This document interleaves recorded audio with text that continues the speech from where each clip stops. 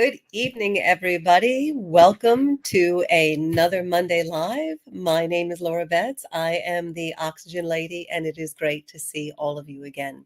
If you are listening to this on the replay, if you've stopped by the video section of our page, again, welcome, welcome. So I do lives every Monday at 6 o'clock-ish. And I cover a wide variety of topics on holistic health and hyperbaric oxygen therapy. So welcome, and again, it is great to see you. So tonight's topic, I'm going to talk a little bit about bacteriostatic versus bactericidal. And we're going to do a little deep dive into understanding hyperbaric protocols. Now, I'll cut right to the end, right to the chase on all of this, right? Too long, didn't read. Essentially, this is why it's so important to do your hyperbaric oxygen therapy at an ANDI Certified Hyperbaric Facility.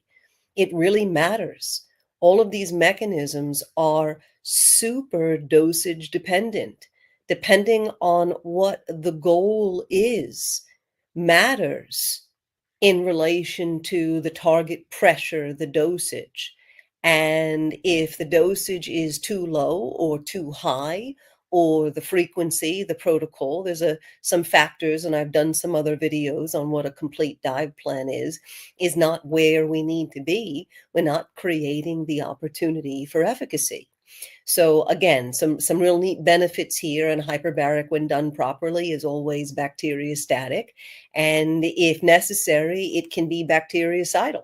And that's one of the reasons why it works so well with certain types of infections. That's one of the reasons why it works so well in certain types of chronic conditions. And we'll do a little bit more of a deep dive on that. So again, thank you so much for joining me this evening.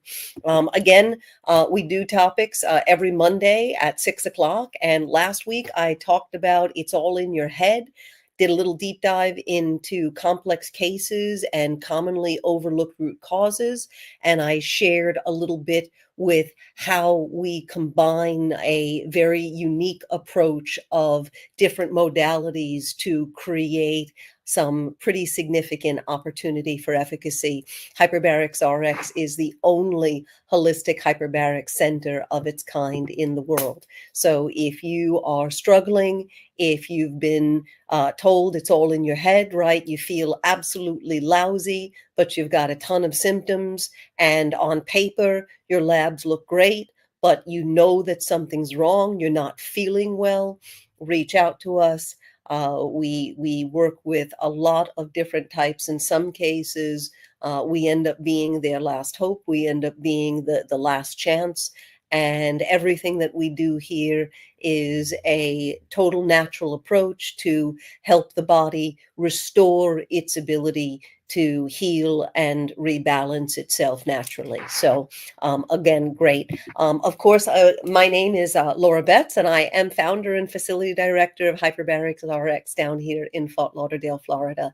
And one of the videos is my personal story on how hyperbaric oxygen therapy helped me and continues to directly contribute to my ultimate longevity. And it's a pretty neat story, so check it out under our videos. So again, we've got a whole selection of topics there. So let's talk about our deep dive tonight, and essentially look into this concept of bacteriostatic versus bactericidal. So bacteriostatic, it's a fancy word, and essentially it means that it doesn't create an opportunity for bacteria to grow. So if you think about an environment for this particular organism, in this case, the organism is a bacteria, and the environment is our body, the more hospitable the environment, the more the bacteria is able to grow. And if we are in a situation where we have an imbalance, where there is too much bacteria, where the immune system, the soldiers, aren't doing a very good job anymore, where we've got a chronic condition, or we have an immune disorder, or we have an infection that the body can't clear, like Epstein-Barr or chronic Lyme disease, or chronic fatigue or fibromyalgia. There's a lot of information to suggest that there is a pathogenic component to that, and that in the perfect storm of those conditions, part of what's going on is the immune system is fighting something that isn't showing on a diagnostic. And that's one of the reasons why it's so important that hyperbaric is, at the very, very least, done properly so that it is bacteria static. So bacteria static means it won't make those bugs grow. Now, it won't necessarily kill them, but separate mechanism, the soldier, the leukocytes, the white blood cells, they respond very well to oxygen.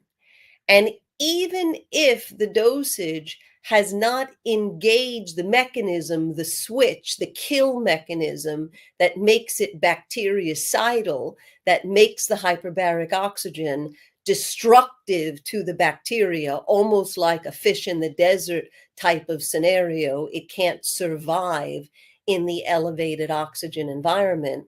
That's a separate mechanism from the white blood cell. So this is where even a lower dosage can be beneficial. And in cases of chronic conditions where the person has mitochondria damage, it may be the better approach, a low and slow approach. If there's a lot of mitochondria damage, then flooring the mitochondrial engine when it's not capable of revving that fast, giving it all of this oxygen to supercharge these healing mechanisms in the body. When the mitochondria is so damaged, there's an energy utilization problem there. So rather than floor the engine, a little bit better of a lower and slower approach, take advantage of the reduction of inflammation from the hyperbaric mechanisms, take advantage of the improved function of the soldiers without actually engaging the kill. Now, at higher dosages, hyperbaric is clinically used in emergency situations for some very serious, very aggressive infections. Necrotizing fasciitis, flesh-eating bacteria, is a very good example of that. And that particular bacteria is very aggressive. You can look at the wound site, and if you stare at it for a little while, you can see the bacteria eating away the healthy tissue as it makes a more and more acidic, lower oxygen, more hospitable environment for itself to grow and cause damage to the healthy tissue. So in that scenario, that particular bacteria often does not respond to antibiotics or does not respond well. So hyperbaric comes in as an emergency application. It's done aggressively. The dives are long. The dosages are high. There is a specific threshold where this response, this chemical reaction takes place. And now, not only do the soldiers become better hunters with bigger guns, not only do we get white blood cell mobilization, separate mechanism, we get this bactericidal kill mechanism. And this is part of the reason why, in some cases, a multi-level protocol is very appropriate. Hyperbarics RX is an ANDI Certified Hyperbaric Facility. In addition to standard protocols, we are trained and equipped for air breaks, as well as all of the ANDI multi-level protocols. And this kill mechanism is a little bit easier than the body's ability to get the leftover cellular waste out. So this is where detox and drainage are not the same thing. And this is where a lot of courses of hyperbaric fail, not because they didn't work, but because they work too well. And because the kill, the bactericidal mechanism, was so effective, but the body's inability to drain the leftover cellular waste from the result of the bactericidal mechanism, the leftover toxic cellular waste overwhelms the circulatory system, and you get these negative symptoms. And it ends up often being misinterpreted as, wow, I tried hyperbaric, I couldn't do it. I couldn't handle the symptoms. And ultimately, it was actually working very well. And just about all of these bad guys really don't like the higher partial pressures of oxygen. And because the oxygen goes just about everywhere in the body, you can get a bactericidal mechanism in a tissue that would be very hard to do with an antibiotic because it's limited to transport, it's limited to the bloodstream, it's limited to the circulatory system. So it's a really, really powerful tool here. Now, if somebody were to do hyperbaric improperly with an uncertified, untrained site, or if the hyperbaric wasn't being administered properly, they weren't effectively using the oxygen administration equipment the way it's supposed to be done, then this can create a scenario where more nitrogen than oxygen is being delivered to the tissues. So the partial pressure of nitrogen actually is higher than the partial pressure of oxygen. So this is what happens when it's done improperly. This is what happens when it's untrained, uneducated. The good news is that it's very hard to hurt somebody outright with a hyperbaric chamber, but it doesn't necessarily mean that we're helping them. And if somebody were to be aggressively treated improperly, it can bloom the bugs. If you're packing the tissues with nitrogen, you're technically displacing the oxygen. You're making a more hospitable environment for these bad guys. So again, this is why it's so important that, for example, at Hyperbarics RX, our hyperbaric protocols are always bacteriostatic, and when appropriate, they are bactericidal. And that's part of the reason why they work so well. And this is, again, another reason why when you're selecting where you want to do your hyperbaric, there's a lot of things that people take for granted. There's questions that they don't even know to ask. So, for example, a lot of sites treat everybody at the same dosage, the same duration, the same protocol.